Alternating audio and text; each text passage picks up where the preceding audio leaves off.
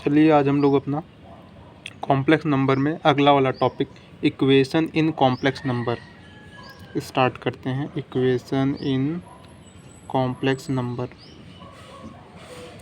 ठीक है। इसमें क्या रहेगा, आपको कॉम्प्लेक्स नंबर में एक ऐसा इक्वेशन दे दिया जाएगा कुछ इस तरह से z² + z + 1 = 0। पूछेगा आपका यहाँ से z की वैल्यू बताइए क्या होगा, ठीक है। या इसके नंबर ऑफ सॉल्यूशन पूछ सकता है क्या होगा। तो यहाँ पे एक ही कंसेप्ट होता है कि इसके रियल और इमेजिनरी पार्ट को अलग अलग करेंगे। रियल पार्ट को रियल पार्ट से कंपेयर कर देंगे, इमेजिनरी पार्ट को इमेजिनरी पार्ट से कंपेयर कर देंगे। यहाँ पे दो इक्वेशन बन जाएंगी, दोनों इक्वेशन को सॉल्व करेंगे, वहाँ से x और y की वैल्यू निकालेंगे और इसको हम सॉल्व कर देंगे। सपोज़ कर लीजिए यही था, कुछ सॉल्व करने के बाद लेट कर लीजिए कुछ इस तरह से बन गया, x² + x + 2 बन गया। सपोज़ कर लीजिए इसको सॉल्व करने के बाद क्या बनेगा, सॉल्व करने के बाद देखना पड़ेगा, लेकिन मान लेते हैं कि कुछ ऐसा बन गया, ठीक है। यहाँ पे y लगा दीजिए plus iota x + 2x y आ गया = 0। इस तरह 0 को हम क्या ले सकते हैं, 0 + आयोटा 0। तो इसके रियल पार्ट को रियल पार्ट से कंपेयर करा देंगे, इमेजिनरी पार्ट को इमेजिनरी पार्ट से कंपेयर करा देंगे। तो x² + yx + 2 = 0 और x + 2xy = 0। तो यहाँ से दो इक्वेशन बन जाएंगे, दो इक्वेशन दो वेरिएबल हैं, ठीक है। इन दोनों इक्वेशन से x और y की वैल्यू हम निकाल देंगे और फिर हम अपना z लिख लेंगे। z कैसे लिखेंगे, z क्या होता है, x + आयोटा y। इस तरह से लिख लेंगे। यहाँ से x की जगह पे x की वैल्यू पुट कर देंगे, y से y की जगह पे y की वैल्यू पुट कर देंगे। यहाँ से अपना x और y की वैल्यू आ जाएगी। इस तरह से हम अपने कॉम्प्लेक्स इक्वेशन को सॉल्व करेंगे। कॉम्प्लेक्स इक्वेशन में एक ही इक्वेशन दिया रहेगा और दो दो वेरिएबल, दोनों की वैल्यू हम आसानी से निकाल सकते हैं रियल और इमेजिनरी पार्ट को कंपेयर करके।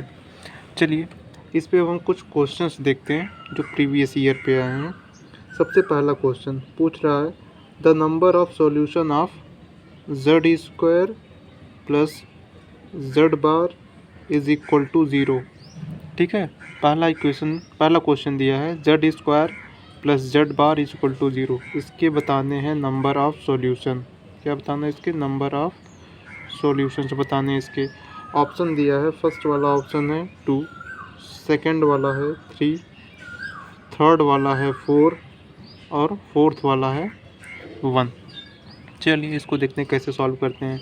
तो यहाँ पे है z² + z bar = 0। अच्छा हम आप लोगों को बता दें, अगर z = क्या है, x + आयोटा y है, तो z बार इसका क्या होता है, कॉन्जुगेट होता है। कॉन्जुगेट लिखने के लिए जहाँ पे आयोटा है वहाँ पे माइनस आयोटा कर देते हैं, बस सिंपली आयोटा को माइनस आयोटा से रिप्लेस कर देते हैं। जैसे यहाँ पे आयोटा है तो इसको माइनस आयोटा से रिप्लेस कर दिए, ये आ गया। अच्छा इसको ऑर्डर्ड पेयर में लिखना भी सीख लीजिए। ऑर्डर्ड पेयर में कैसे लिखते हैं, x, y, x + iota y को ऑर्डर्ड पेयर में कैसे लिखते हैं, x, y लिखते हैं। x मतलब जो फर्स्ट वाला कोऑर्डिनेट होगा वो रियल पार्ट के इक्वल होगा, जो सेकंड वाला कोऑर्डिनेट होगा और इमेजिनरी पार्ट के इक्वल होगा। सिमिलरली यहाँ पे भी देख लीजिए, इसको क्या लिखेंगे, x, -y। अच्छा यहाँ पे -y लिख रहे हैं क्योंकि इसका इमेजिनरी पार्ट क्या है, -y है, ठीक है। चलिए इसको सॉल्व करते हैं। पिछली वाली वीडियो में हमने आपको z² की वैल्यू बताई थी। z² की वैल्यू कुछ आइडेंटिटी हम आप लोगों को बताए थे। अगर पिछली वाली वीडियो में हमने कुछ आप लोगों को क्या बताया था, आइडेंटिटीज़ बताई थी। अगर उन आइडेंटिटीज़ को आप लोग अपने माइंड में रखते हैं तो क्वेश्चन की स्पीड थोड़ा सा जल्दी हो जाएगी, क्वेश्चन आप जल्दी कर पाएंगे। तो इसकी वैल्यू हम आपको बताए थे x² - y² और 2xy, यही बताए थे हम आप लोगों को ऑर्डर्ड पेयर में, ठीक है। चलिए वहीं से हम लोग इसको सॉल्व करते हैं। तो क्या हो जाएगा, x² - y² 2xy, ठीक, प्लस z बार क्या होता है, z बार होगा x, -y यहाँ से, ठीक है। अब ऐड कैसे करेंगे, पहले वाले कोऑर्डिनेट को पहले वाले कोऑर्डिनेट से ऐड कर देंगे, दूसरे वाले कोऑर्डिनेट को दूसरे वाले कोऑर्डिनेट में ऐड कर देंगे। इसको भी हमने पिछले वाले वीडियो में ऐड करना भी सिखाया था। 0 + आयोटा, यहाँ पे देख लीजिए 0 + आयोटा 0, इसका रियल पार्ट भी 0, इमेजिनरी पार्ट भी 0 है। चलिए इसको ऐड करते हैं, x² - y² plus x comma 2xy plus y is equal to 0,0। यहाँ से दो इक्वेशन बनेंगी।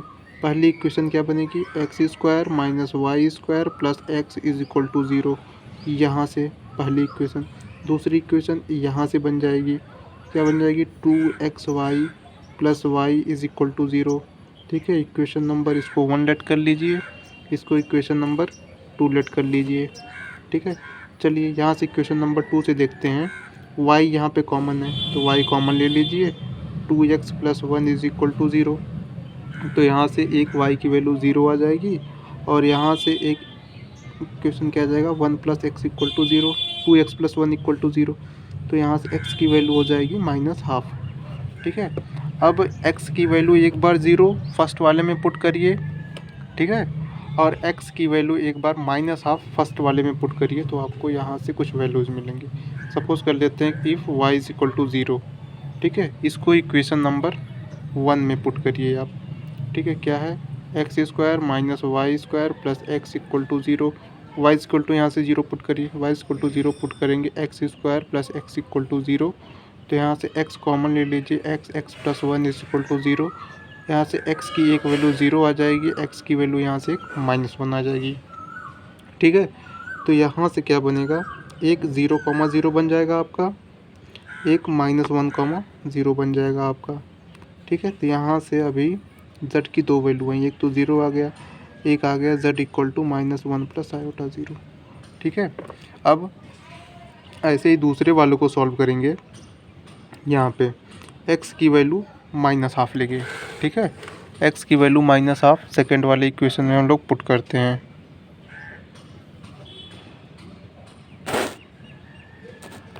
ठीक है, x की वैल्यू -½ हम लोग क्या करते हैं,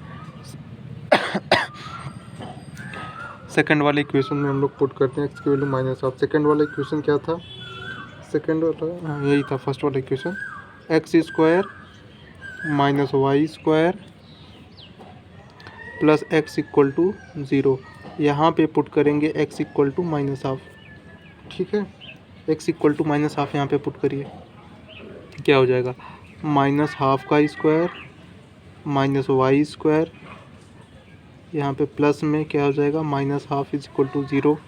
ठीक है, यहाँ से -1/2 का स्क्वायर 1/4 हो जाएगा, minus y square -½ is equal to 0 हो जाएगा। तो वाई स्क्वायर को इधर ट्रांसफ़र कर लीजिए, 1/4 minus 1/2 is equal to y square, इसको सॉल्व कर लीजिए, 4 हो जाएगा, 1 - 2 is equal to y square. ठीक है, तो यहाँ से जब आप लोग देखेंगे -1/4 is equal to y square, तो y की वैल्यू क्या आ जाएगी, प्लस माइनस अंडर रूट -1/4। तो यहाँ से y की वैल्यू क्या आ जाएगी, प्लस माइनस आयोटा 1/2 या आयोटा बाई 2। तो यहाँ से अब देखते हैं कि x की वैल्यू क्या थी, x की वैल्यू थी -½ इसके करस्पॉन्डिंग y की वैल्यू कितना आ गई, प्लस माइनस आयोटा बाई 2। ठीक है, तो यहाँ से z की वैल्यू क्या क्या आएंगी, -1/2 प्लस आयोटा बाई 2। ठीक, और एक दूसरा z की वैल्यू क्या आ जाएगा, -½ plus iota minus iota by 2। ठीक है, z की यहाँ से दो वैल्यू आ गई और दो वैल्यू z की यहाँ से आ गई, टोटल कितनी वैल्यू आ गई z की, 4। तो इसके नंबर ऑफ़ सॉल्यूशन क्या हो जाएंगे आपके, 4 इसके नंबर ऑफ़ सॉल्यूशन हो जाएंगे यहाँ पे। ठीक है, चलिए अब नेक्स्ट क्वेश्चन हम लोग अपना डिस्कस करते हैं। चलिए हम लोग अपना नेक्स्ट क्वेश्चन डिस्कस करते हैं। नेक्स्ट वाला क्वेश्चन क्या है, एक क्वेश्चन है mod z minus z is equal to 1 plus 2 iota. ठीक है, यहाँ पे इस पर सॉल्यूशन बताना क्या होगा, इसका सॉल्यूशन पूछ रहा है, क्या होगा, z की वैल्यू पूछ रहा है। ठीक है, z की वैल्यू दिया है 3/2 माइनस 2 आयोटा, b बराबर दिया है 3/2 प्लस 2 आयोटा, c की वैल्यू दिया है 2 - 3 आयोटा बाई 2 और यहाँ से d की वैल्यू दिया है नन ऑफ दिस। ठीक है, ये भी पिछले वाले क्वेश्चन की तरह ही सॉल्व होगा। इसी तरह से 7-8 क्वेश्चंस हैं इसी पैटर्न पे। ठीक है, इसको आप लोगों को हम PDF प्रोवाइड कर देंगे, वहाँ से इसको आप लोग सॉल्व करिएगा। जो ना आए टेलीग्राम पे भेज दीजिएगा, हम सॉल्व करके इसको भेज देंगे। ठीक है, अब हम लोग के साथ नेक्स्ट वैरायटी वाला क्वेश्चन देखते हैं और इसमें कैसे क्वेश्चन बनते हैं। इसी तरह से क्वेश्चन पूछे जाते हैं जो आसानी से आप लोग कर लेंगे। ठीक है, जैसे पिछला वाला हमने बताया उसी सेम पैटर्न पे है।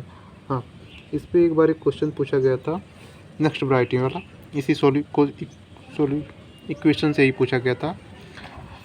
क्वेश्चन क्या पूछा गया था, ये दिया गया था z³ = z बार आपको दिया गया था, और एक कंडीशन यहाँ पे दी गई है कि जो z होता है, z lies on unit circle, किस पे लाई कर रहा है, यूनिट सर्कल पे लाई कर रहा है। तो इसके सॉल्यूशन क्या होंगे, पहला वाला ऑप्शन दिया था z² = 1, सेकंड वाला ऑप्शन दिया था z³ = 1, थर्ड वाला ऑप्शन दिया था z⁴ = 1 एंड फोर्थ वाला ऑप्शन दिया था z⁹ = 1। ठीक है, अच्छा, अगर z यूनिट सर्कल पे लाई कर रहा है तो सर्कल की इक्वेशन लिख सकते हैं mod z = 1। यूनिट सर्कल का मतलब कुछ भी ले सकते हैं, सेंटर 0 0 ले लिए, बस यूनिट सर्कल का रेडियस 1 ले लिए, mod z = 1। ठीक है, तो एक कंडीशन आप लोगों को दी गई थी, इसकी वैल्यू आप लोगों को फाइंड करना है, z³ = z बार। तो यहाँ से क्या करते हैं हम, दोनों साइड स्क्वायर कर दीजिए, mod z² = 1। अच्छा हाँ, एक चीज़ हम लोग बता दें, आगे बताएंगे जब पढ़ाएंगे तो मॉड वाला, तो mod z² को क्या लिखते हैं, z बार भी लिखते हैं। ठीक है, mod z² को z बार लिखते हैं, उसी प्रॉपर्टी का यूज़ करते हैं, z बार = 1, z बार = 1 ये आप लोगों को दिया गया है और इसकी वैल्यू निकालनी है। तो क्या करिए, दोनों साइड z से मल्टीप्लाई कर दीजिए। ठीक है, z बार × z बार की वैल्यू कितना दिया है, 1 दिया है, इधर क्या हो जाएगा, z⁴ = 1। तो ऑप्शन कौन सा सही हो जाएगा, z⁴ = 1 कहाँ पे दिया गया है, z⁴ = 1, हाँ थर्ड वाला ऑप्शन है, थर्ड वाला ऑप्शन इसका सही हो जाएगा। इस तरह से इक्वेशन ऑफ कॉम्प्लेक्स नंबर में क्वेश्चंस पूछे जाते हैं। एक और क्वेश्चन दिया है, चलिए इसमें हम लोगों को PDF में दे देंगे, लगाइएगा आप लोग।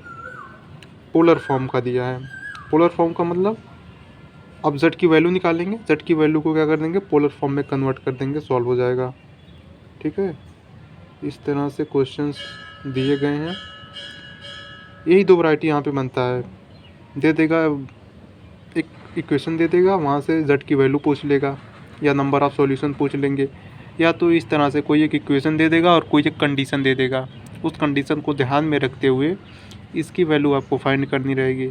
बस उस कंडीशन को आपको समझ में आना चाहिए कि हाँ कंडीशन में क्या हिडन मीनिंग है उसकी। ठीक है, ऐसे धीरे धीरे हम लोग अपना कॉम्प्लेक्स नंबर पढ़ते रहेंगे और लगभग इसी तरह से अभी तो छोटी छोटी वीडियो मिल रही हैं, जैसे ही बोर्ड वोर्ड का जुगाड़ हो जाता है थोड़ा सा तो फिर 1 या 1.5 घंटे की वीडियो हम आप लोगों को प्रोवाइड कराएंगे, ताकि कॉम्प्लेक्स जो है 15 से 20 दिन में ख़त्म हो जाए।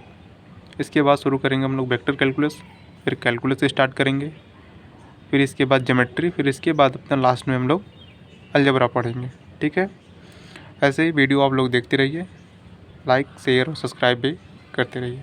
Thank you.